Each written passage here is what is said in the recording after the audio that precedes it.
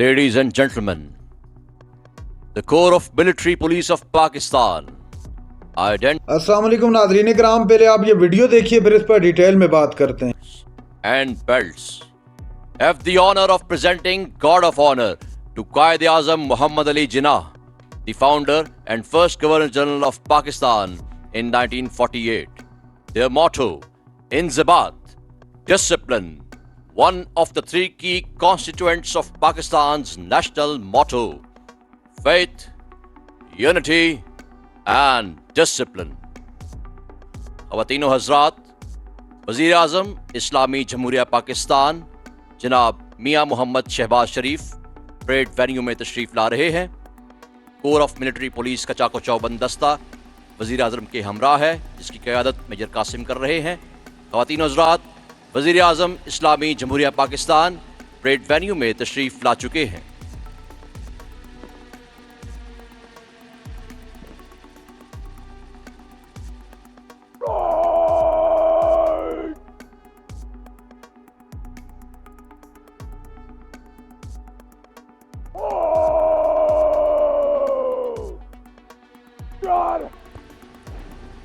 استقبالیہ committee کے ممبران وزیر اعظم پاکستان کا استقبال کر رہے ہیں.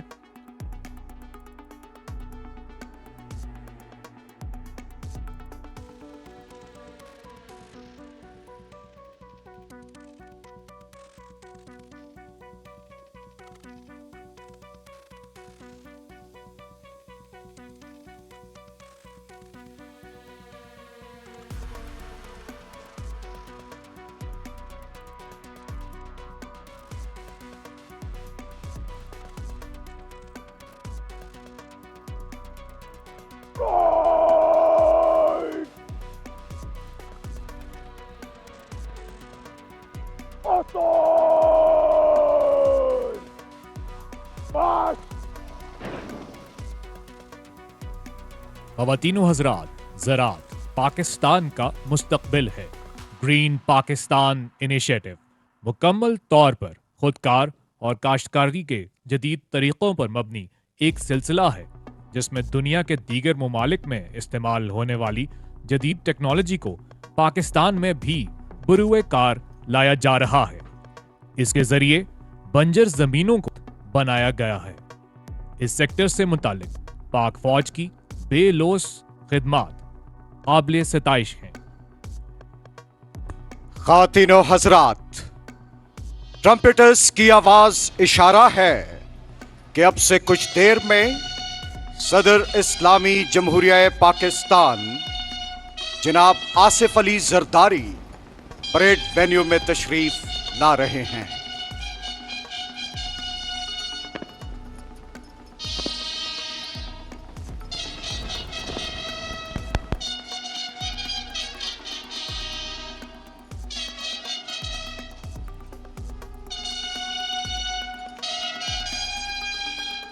صدر پاکستان جناب آصف علی زرداری صدارتی بگھی پر سوار شکرپڑیاں پریڈ گراؤنڈ میں داخل ہو چکے ہیں.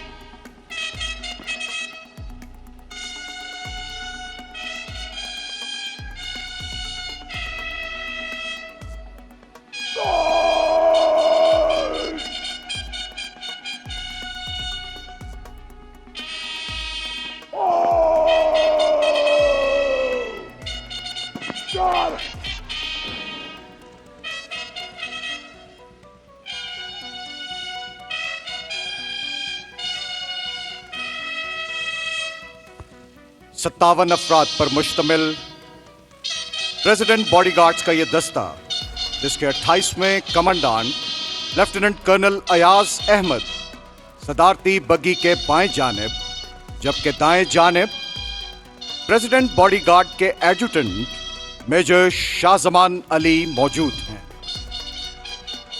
پریزیڈنٹ باڈی گارڈ کو صدر پاکستان کا حفاظتی دستہ ہونے کا اعزاز حاصل ہے. صدارتی گارڈز کو یہ اعزاز بھی حاصل ہے کہ انہیں خود بانی پاکستان قائد اعظم محمد علی جناح نے اپنے دست مبارک سے پاکستان کا پرچم عطا کیا، جو آج بھی बटालियन के क्वार्टर गार्ड पर लहराया जा रहा है। प्रेसिडेंट बॉडीगार्ड आर्मर्ड कोर की सबसे सीनियर तरीन यूनिट है। इस यूनिट का एक और मुनफरिद एजाज कि बानी पाकिस्तान से लेकर आज तक वतन अजीज के तमाम सरबराहान को इस यूनिट ने गार्ड ऑफ ऑनर पेश किया है।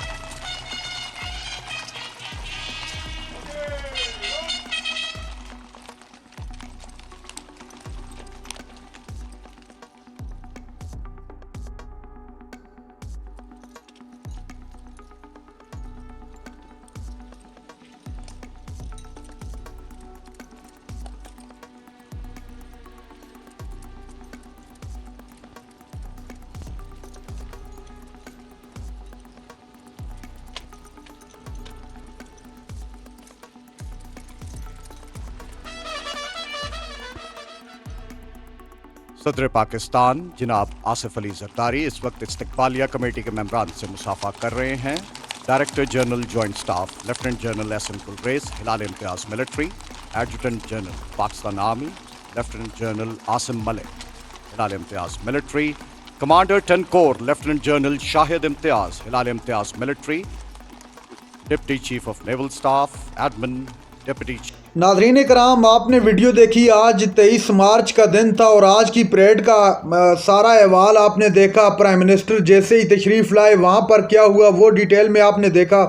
मैं थोड़ी बात करूँगा मौजूदा सियासी सूरत-ए-हाल पर। एक तो डोनाल्ड लू का जो मामला खड़ा हो गया है, उस मामले ने काफ़ी संगीनी पकड़ ली है। संगीनी इस तरह पकड़ ली है कि जब वो अमेरिका में पार्लियामेंटेरियन के सामने पेश हुआ तो उन्होंने वहाँ पे जाकर उनसे पूछा गया कि ये क्या हुआ है, आपने ऐसा कोई साइफ़र भेजा नहीं भेजा। साइफ़र का तो बहरहाल उन्होंने साफ इनकार कर दिया कि इस तरह का कोई मामला नहीं है।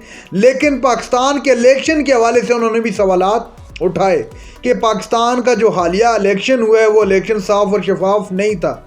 लिहाजा जिन इलाकों के अंदर, जिन एरियाज़ के अंदर रिगिंग के आपके पास शवाहिद हैं, उन इलाकों में दोबारा पोलिंग करवाई जाए।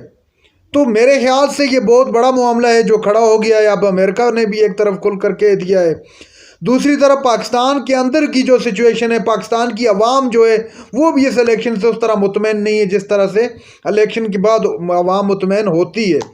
तो ये जो अभी गैर यकीनी सी सूरत-ए-हाल है ये चारों इतरा पर फैली हुई है। उसके अलावा नाज़रीन कराम, अगर बात की जाए पाकिस्तान के इकॉनमी के हवाले से या पाकिस्तान के वो जो अब IMF के पास जाना है उस हवाले से, तो उस हवाले से भी जो है पाकिस्तान के लिए अभी बहुत सारी मुश्किलात, बहुत सारे जो है मुश्किल और टेढ़े स्टेप इनको लेने अभी बाकी हैं।